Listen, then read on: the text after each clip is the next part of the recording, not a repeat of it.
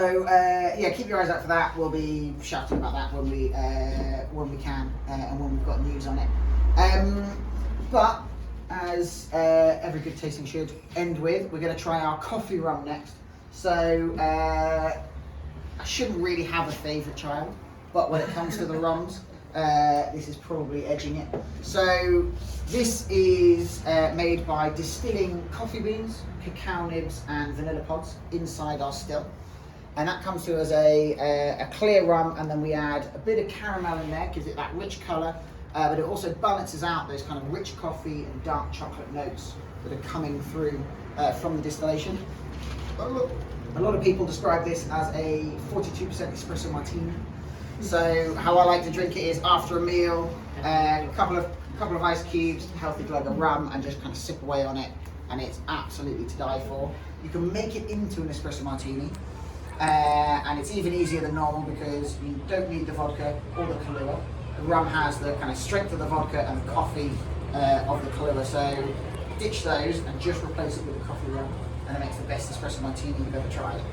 Or we make what we call a flat white martini with it, where even easier, I do 2 shots coffee rum with 1 shot of Baileys.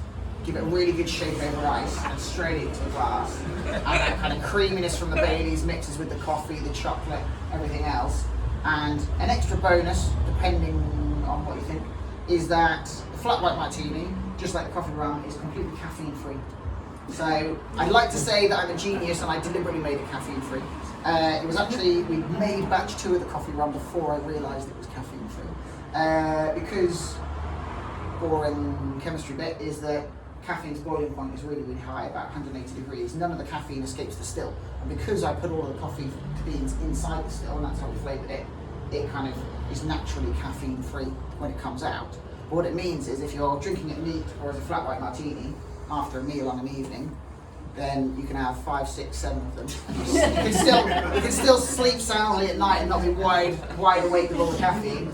Or if you're going out and about and you want that caffeine, you make it into an espresso martini with that shot of espresso, and you've got all the caffeine as well. So you can kind of serve it either way. As I say, I'd like to profess that I was really clever and I did it deliberately, but unfortunately it was a bit of a fluke.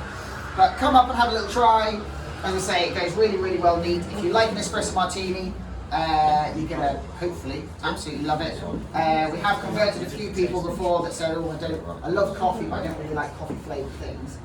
Give it a go, see what you think. And yeah, nice palate cleanser at the end.